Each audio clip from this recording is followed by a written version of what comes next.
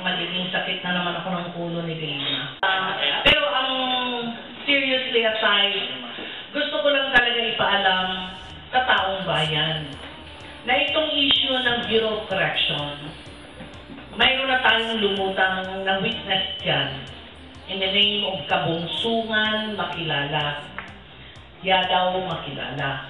Siya ay isang prison guard, is an LLB graduate, at sinabi na niya sa SOJ at nagkaroon ng panel of investigators na naghawak ng kaso na yan. At doon sa panel of investigators na yan, lumabas na may findings sila tungkol kay Director Pangilinan et al. Yung et al dyan, yung si Schwarzkopf, yung si Bravo na naging superintendente na ngayon, kasama yan sa mga kinasuhan at pinangalanan ng ating whistleblower na si Makilala, na that time, tinanggap siya, he was in doon sa Witness Protection Program. Pero, hindi po lumutang yung findings. But I was able to get that copy. And it was that copy that I showed to the Senate Commission on Appointments that time, nang inopost ko na wag siyang ma-confirm. Dahil, yun yung kopya na nang malaman niyang may kopya na ako ang inimbestigahan at isang anchorman ng isang TV station. Kami ang inimbestigahan kung bakit kami nagkaroon ng ganun. Anyway, alam naman po namin na itong Department of Justice ay hindi talaga ito tunay na justisya. Itong sa Bureau of Correction thing, kung ano itong nangyayari ngayon, nangyari na ito noong 2012. Pero itong si De Lima, linagay lang, pinasok dito kahit gumawa-gawa siya ng panel of investigators headed by Fiscal Tugonon and Attorney Marfil as a member at saka isa pang prosecutor. Pinasok niya dito, nilabas niya dito sa kabilang tenga. Ngayon, nagulat ako nung makita ko siya, nakasama siya sa raid, naka-cowboy atay pa. Dahil, alam ko, napalabas niya lang yun, press release niya yan. Maybe in aid of her senatorial ambition, or naipit na siya ngayon dahil lumabas na ang tunay na totoo kung anong nangyayari doon sa Bureau of Correction. Kay Secretary De Lima, nag-issue siya ng suspension through media doon sa 4 na doktor o 4 na NPT official. If you remember yung isang inmate na nadala sa isang hospital, Metropolitan Hospital, I think. Naglabas siya noong August last year, 2014. Naglabas siya ng Herbert Kulampo. Pero doon, si Herbert Kulampo, I will go to that. There's an inmate, I think, I forgot, but Amata or something. Nasa hospital ng Metropolitan. Nung nadiskubre ng media, pinutakti si SOJ. Nung August, I think it was August 18, 2014, naglabas siya ng suspension sa 4, if you remember po. Pero ang totoo, nung Disyembre niya lang sinuspende. August, September, October, November, December nung nagkakagulo-gulo na itong Bucor. At ang nakakapagtaka, bakit tinanggal si Lansangan? Si Lansangan kasama doon sa kinasuhan doon sa inmate na nakapunta doon sa Metropolitan Hospital. Ngayon, another thing, yung kikulang ko yung Herbert. ano ito? Herbert. Artist. Sabi niya wala siyang approval. There was a written approval from De Lima herself at yan ay dumaan kay Lansangan. At yan po ang rason bakit hindi niya tinanggal si Lansangan Dahil kung tinanggal niya si Lansangan, mag-kyaw-kyaw naman ito si Lansangan na, anong sinasabi mong hindi niyo alam ang pagsasayaw dito, pagkukonsyerto nitong si Kulangko? Meron ka dito ng written. Ngayon, pwede niyong i-deny Secretary, kasi you're used to be denying things when it comes to cases like this. Ang isa ko kaya ako ngayon, lumulutang na naman at hindi ako titigil, pwera ng mga take-take na yan, tinanggal niyo yung witness na prison card, kabungsuan, niya daw makilala, nilagay niyo before sa Witness Protection Program, kahit ang hiningi na lang ng tao, protection sa kanya na lang, sa bahay na lang niya, sa pamilya niya sa Mindanao siya. Wala na nga ng financial o anything na suporta ang gobyerno. Ang worst na ginawa mo, tinanggal mo pa sa program, sa Witness Protection Program yung yan, at pinabalik mo, tinapon nyo doon from NBP here, tinapon nyo doon sa Davao Penal Colony. At ngayon yung tao ayaw nang magsalita, of course, dahil at any moment pwede siya patayin sa kaya ako na lang taga-kiyaw-kiyaw ngayon. But I'm doing this kiyaw-kiyaw to the Malacanang people. Nalaman ko na si Sandra Cam, kiyaw-kiyaw na nga, wala namang napakulong. Paano mo mapapakulong? Nang lumaban ako ng GMA that time, they were so powerful. Hindi naman ako naging whistleblower for the government. I was a whistleblower against those who are corrupt dito sa mga gobyernong ito. Tingnan mo itong Bucor na to, I will stick to the Bureau of Correction because I know very well what's happening inside.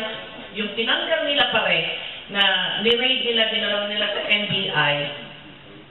For your information, Secretary de Lima, you were saying that no visitors allowed, no cell phones. But these drug lords can still call their counterparts inside the Muntinlupa. Ipagtanong mo dyan sa mga kasama mo dyan sa NBI, paano nakaka-communicate doon sa loob. Ngayon sasabihin mo sa akin, ano naman, bakit mo alam? For your information, Secretary of Justice, mayroon po akong ang aking telepono ay wasak sa loob ng maximum at minimum. Maraming nagtitext sa akin ng mga nangyayari. Kaya ang itinatanong nga nila, bakit yung mga kinuha mo sa maximum, hindi lahat mo nakuha? And I will cite one name. Hindi lang ito, marami pa ito. I will cite one name. Itong si JB Sebastian, bakit mo nagkagalaw? Yun. Bakit hindi mo nagkagalaw yan? Yan ang matindi. Itanong, bakit magtatanong ka ngayon sa akin? Ito-throw mo na naman. Dakdak lang ng dakdak si Sandra. This portion is brought to you by Ultra Pure Water Purifier. Samantala sa inyong lahat na gusto ng malinis na tubig, direkta sa inyong mga gripo, narito na ang Ultra Pure Water Purifier. Matipid na, garantisadong malinis na tubig ang hatid pa. Yung ikulang ko, mayroon siya. At silang tanga nang may hawak nun. Yung kanyang written approval. Pwede mong sabihin na naman sa akin, hindi yan, wala akong approval. Come on. Tell it to the Marine Secretary de Lima. Paano makapasok ang mga baril doon? Paano makapasok doon? Kung Jacuzzi. o yung jacuzzi. At paano makalagay ng mga istruktura doon kung hindi, siyempre, lahat yan may clearance. Ngayon, ang tinatanong ko kay Secretary de Lima, bakit hindi mo tanungin si Yusek Baraan, yung classmate mo sa San Beda?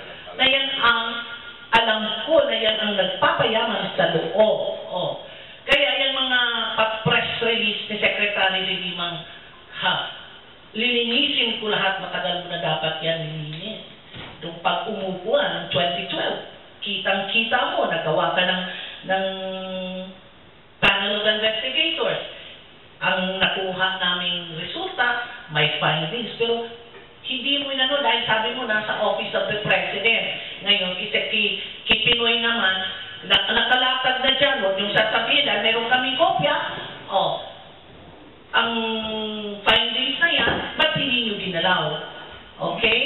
So, eto, maraming pera, malaking pera ang involved sa loob ng Bureau of Correction.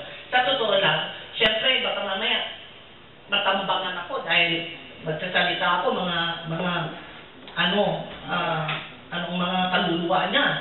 Pero, eto, hindi ko sa mga drug lords dyan, sa mga whoever, hindi ko kayo kinakalaban. Ang kinakalaban ko, ang sistema ng Secretary of Justice.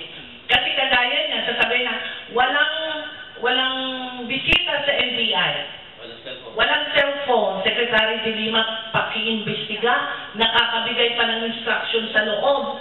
Kasi ang loob ngayon ng maximum ay para na marami nga akong prisonero doon na mga murder cases ang life din ang sentensya, pero natutuwa daw sila na nakakulong. At least sa kulungan, kumikita pa sila, nakakapadala pa ng pera sa pamilya, nakakabili ng mga luxurious na sasakyan para sa mga anak nila. Mas ginusto pa nila ngayon doon sa loob, kitang nasa labas na sila. So, Secretary, yung mga pinag-raid mo, tingnan mo pa, mayroon pa doon sa loob ng maximum. At tingnan mo din yung minimum mo. Kasi ang marami pa, ayaw mo magpangalan ngayon, pero aantayin ko na ilabas mo yan. Dahil ikaw ang Secretary of Justice, pero yung ginagawa mo na pa-cute, pa-press release mo, hindi kumpleto. Kumpletohin mo. Kung magsasaludo ako sa iyo kung nalinis mo talaga ang mga droga sa loob. Kasi kaya naman itong mga informants ko na mga prisionero din, na-involved din yan sa mga kung ano-anong kaso sa loob, ay natatakot sila kasi kagaya sa probinsya ko sa Masbate, ang daming droga ngayon doon. Nanggagaling sa, certain JB Sebastian ang financier niyan. Pumapasok sa mismong lugar ko. Kawawa naman ang maliliit na mga bata na darating ang panahon, mga magiging adik din yan. Kaya, Secretary, alam kong may anak ka man, may mga pamangkin ka, kung itong paglilinis mo ay totohanang linis, linisin mo lahat. Dahil itong cellphone kong ito, puno ito ng text na galing sa loob. Meron pang kumakalat sa text message, Sandra, na yung si Bukayo ng araw, anin daw yung SUV. Meron daw siyang Monday to Saturday. Well, sa mga, anong tawag dyan, yung tweet-tweet ko sa loob, hindi na yan bago. Lahat daw yan, from guard hanggang sa taas, lahat yan ngayon. Happy ako. Everybody's happy. Kaya yung sinasabi na, hindi, kaya pwisit ako yung Secretary de Lima, nung makita, hindi ko alam. Hindi mo alam? 2012, andyan na binigay na tayo ng tao, hindi mo alam? Ngayon lang? Yan si Bukayo, yung aking whistleblower, wala kasi Bukayo that time dahil si Pangilinan pa noon. Pero si Bukayo, remember that Bukayo is a man of De Lima. Kung ano si Baraan kay De Lima, ganun din yan kay De Lima. Kaya, huwag mo na akong pag-i-etchingin. Dahil, yung perang nilulustay nyo ngayon sa loob, galing lahat yan sa mga drug lord prisoners sa loob. Yun lang po. Yan, si Bukayo, dapat tanggalin na talaga yan. Kasi kung ang ipalit nila dyan, yung totoo talaga, yung totoong maglilinis yan, hindi hanggang ngayon daw, ang sabi ng mga inmates sa loob, ma'am, for sure lang yun. Andito pa rin, bintahan pa rin ng droga. Kagaya nitong Christmas, mahirap pumasok, pero ang palabas, mas mabilis. Yun lang. Hindi lang yun, Sandra, ang di pa sinasabi sa atin dyan lahat daw ng pati yung sa itapil, ibang penal colony, kasi meron din daw mga shabu laboratories dyan. Katulad nung sa NBP, nahuli itong mga barel, pero nasa na yung haltuan, yung mga talagang gawaan nila. Hindi nakita yun. Meron ka bang input? Totoo yan. Yung ibang nakuha na nalipat na drug lord sa NBI, yung mga tauhan yan sa loob ng NBP, mayroong kanakala dyan na nag-text pa sa akin. Ngayon nga, natatakot sila na mapalipat sa Iwadi, mapalipat sa Davao Penal Colony, kasi mawawala na sila ng kinikita sa loob. Sa totoo lang, sa sarap ng buhay ng mga presonero sa Maximo. Ang akala natin, nasa Muntinlupa na, kawawa ang buhay. Hindi. Yung mga kubol-kubol na yan, mga naka-aircon. May mga may tanga akong kakilala, murder ang kaso, nakakapabili ng mga luxurious na sasakyan na hindi man niya yan nagagawa ng sa labas. Kaya di bali daw, mas masaya siyang nakakulong siya. Oh, may mga tindahan, may pawn shop. Oh. Kaya magpapakulong na lang doon. Tapos may mga contact yan sa labas. Ganun pa rin ang nangyayari. For a time, sa ibang bansa, itong nasa maximum security, ina-outsource na ng gobyerno. Lalo pagka ganyan na sistema hindi na nila kaya na i-secure mismo at control o supervise itong mga nasa maximum security. So, kamukha sa Amerika, meron mga pribadong institusyon na ina-outsource ng gobyerno.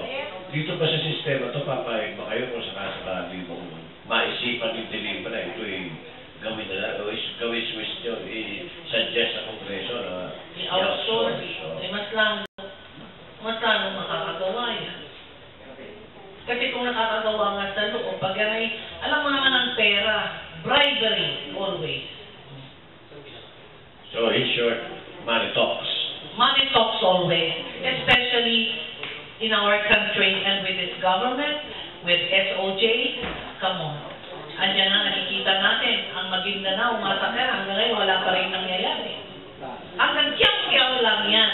Wala namang nangyayari. Nabanggit yung Maguindanao Massacre, meron isang witness doon sa Maguindanao Massacre, wala na at pinasok na yung lugar ng Pampatuan. Mamamatay man yun pag ginawa niya ng gano'n. As a result of the delayed justice. Exactly. Justice delayed, justice denied. This portion is brought to you by Elmost Whitening Soap. Narito na sa gustong pumuti at gumanda. Ito ang kasagutan sa problema mo, kapatid. Elmost Whitening Soap sa murang halaga, kutis artista ka na. Yung witness, tinanggal sa programa. At itinapon doon sa Davao Penal Colony. Yan ba ang witness protection ni Secretary de Lima? Ang nakikita ko lang dito is, itong Secretary de Lima, magkaano ng mga witnesses. Kung ang witness ay against sa mga oposisyon, pero if the witness is against the government, like for instance the Bureau of Protection way back 2012, hindi nila yan inaasikaso. Like the sexual flight witnesses. Anong nagawa? Walang nagawa ang bakit? Dahil ang kinalaban ay ang labor attaché. Labor attaché is a government official. Yung mga na-rape sa Riyadh, may ginawa ba si Secretary de Lima? Press release niya lang na natutulungan ko. Pag alis niya sa Kongreso, hindi nga niya binalikan at sabihin na, yan ba ang tunay na Secretary of Justice? Kaya hindi ako saludo. Kung nagsasaludo ang iba dahil matapang siya kuno, dahil marami siyang kasama, I don't pull out my hat on her because I know very well that a lot of whistleblowers who were against the public officials of this government, hindi niya binigyan yan ng security. Hindi man nila yan binigyan under the Witness Protection Program. Pero pag ang witness, like Ben Harloy, na hanggang nasalita lang, dahil kalaban sa politika, proteksyonado. Tingnan mo, hindi nga malabas yung, di ba, hindi man niya inaano yung money, sa money laundering, sa mga bangko ng Ben Harloy et al. Sa ablang, ayaw ba nilang ipalabas? Oh. Ngayon, itong mga witnesses na kagaya ng witness ng immigration. Yung sa immigration, yung paglipad ng Reyes Brothers, hindi din nila yan binigyan ng proteksyon. Kaya, itong Malacanang at saka SOJ, bingi at bulag sa nakikita dahil ang mga witnesses namin, kami, ay against the government. Pero pag pro-government, at alam nilang kaya nilang hawi-hawiin, lagyan ng salita sa kanilang mga bibig, yan ang aalagaan ni Secretary de Lima. Together with Mang Kao, Madam, remember Mang Kao? Yung hindi sinasabi ni Secretary de Lima, pwede mo bang kayo na lang magsabi kung sa NBP? Isa-isahin niyo kung ano yung hindi niya sinasabi para malaman namin kung ano yung dapat malaman. Yung sinasabi niya una na hindi niya alam, hindi ko alam ang nangyayari sa loob. Secretary de Lima, bawat inmate mayroong karpeta na sinasabi. Bawat inmate. Yung karpeta na yan, halimbawa nasa building A ka, dorm B, kung ano kang higaan, ililipat ka lang dun sa kabilang room, mayroon yan ng report sa DOJ. Kaya, yung sinasabi niya, na hindi niya alam itong nangyayari sa mga drug lords, imposible, dahil may karpeta ang bawat inmate. Okay? Yung J.D. Sebastian, itanong mo sa kanya, ba't hindi niya nagagalaw? Si Maclang, si Pipino, dyan sa Medium, mga drug lords din yan. Secretary de Lima, kung gusto mong luminis, maglinis ka lahat. Hindi yung may titingnan ka. Dahil, kung mayroon kang NBI na nagbibigay sa iyo ng information, mas kami, inmate mismo ang nagbibigay sa amin information. Hindi ko lang pwede sabihin kung sino mga inmate. Like, ang dami-daming nagte-text sa akin na walang mga numbers lang. Sinasabi lang, huwag mo lang sabihin, ma'am, pero ito. Tingnan mo, yung case nung isang prisoner, sino ba yun? Yung nawala, nasabi niya kinidnap sa loob ng NBP. Sa totoo, wala na. Saan? Alam mo, Sandra, ito pa, no? Meron nag-text sa akin, no? Meron pala dyan isang nakulong, Philip C., alias Vicente Co., alias Enteng, or Enteng Vicente, na dinala sa Iwahin. Pagkatapos niyan, nung ibinalik sa NBP, iba na yung taong nagkaroon ng switching. So ngayon, yung palang Vicente ko na to, wala na pala doon. Iba na pala itong nakakulong na yan. Sobrang galing naman. Ma'am, ko lang po, sabi niyo kanina, may permit na nakuha from... Mayroon para yan. makapaglagay ng mga studio ron sa loob. Yes. Mayroon ng permit approval from SOJ herself. At ang approval na yan, it landed up sa kamay ni Lansangan. Lansangan is involved, isa sa kinasuhan doon sa prisoner Kamata. Yung nakulong na nagpa-hospital, di ba? Yung maraming girlfriend na magaganda. Artista. Ngayon, August 2014, ang si Secretary de Lima nagbigay ng suspension through media na 4 silang tatanggalin. Tatanggal doon si Lansangan. Nawala si Lansangan doon.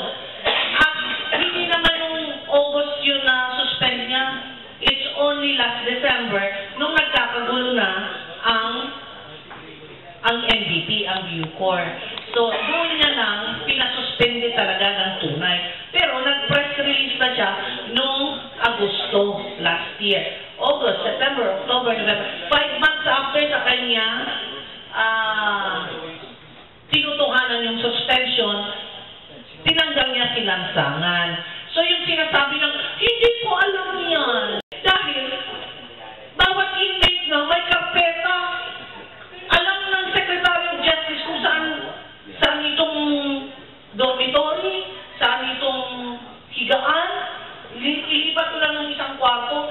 mayroon siya. Dahil kung may mga time na, alam niya. Ngayon yung sasabihin mo na hindi mo alam, at saka yung mga kubol, na may mga jacuzzi, may mga studio, may mga aircon, Secretary de Lima, pumupunta ka din ng Bucor. Huwag mong sabihin hindi ka nag-iimbestiga doon. Kaya ako, pasensya na kayo, gigigil ako sa kanya sa artehan niya. Hindi totoo na naglilinis siya dahil Secretary de Lima, I'm challenging you. Yung J.B. Sebastian, bakit hindi mo magalaw? Yung si Macron sa medium, yung si Pipino, mga drug lords niya, bakit hindi mo magalaw? Bakit? Bakit nga ma'am? Bakit di magalaw? Tanungin niya si Baraan kung bakit. Yun lang. Baka alam niyo na, baka pwede masabi. Tanungin niya nga. Kayo si Baraan, baka sabihin na naman nila, si Sandra, no? Sabihin ng Malacanang, dakdak ng dakdak. May nagsumbong kasi sa akin tagaloob ng Malacanang. Alam mo, Ma'am Sandra, pag nagsasalita ka na, takot ng mga tao sa Malacanang. Pero, patay yan sa media.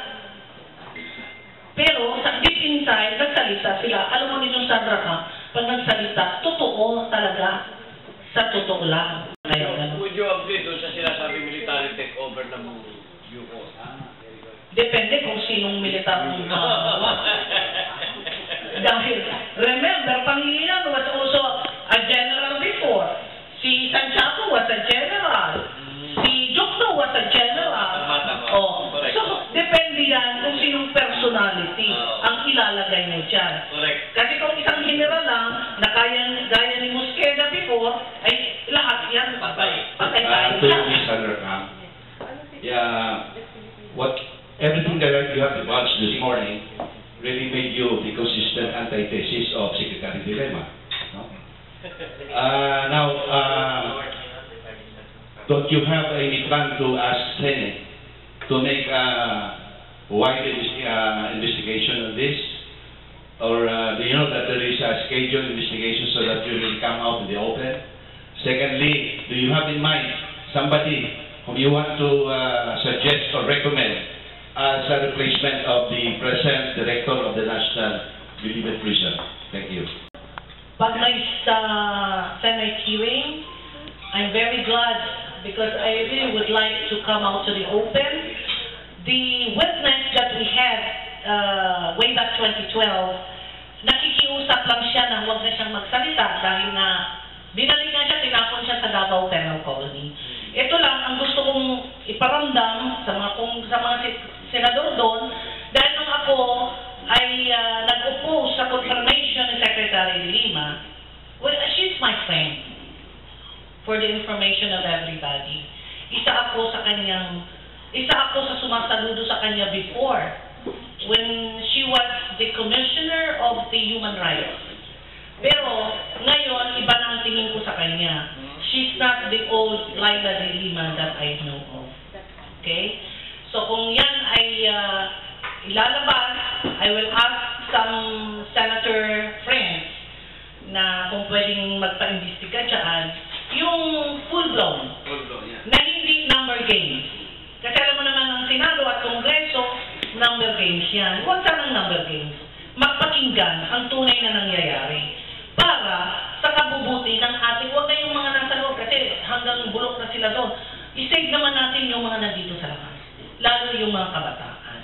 Pangatlo, kung magsasuggest ako, hindi dahil tao ako o naging tao ako ni Senador Ping Lacson, I really would like him to be the head of the Bureau of Correction. That way, knowing the senator, yan ay magiging malinis. Dahil unang-una, isa ako ay anti-corruption. Ang advocacy ko sa buhay is anti-corruption.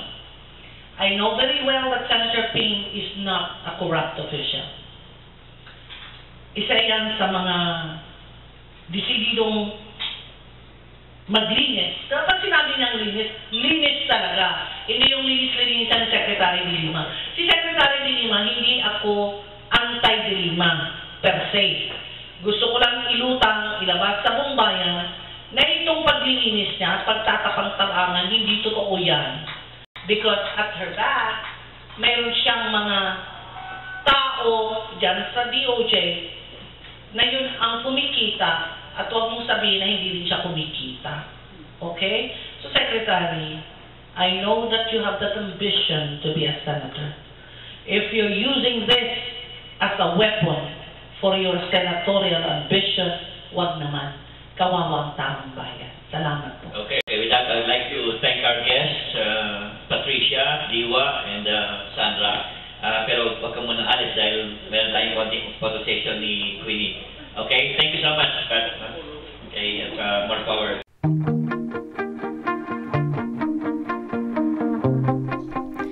Tama si Dave Diwa.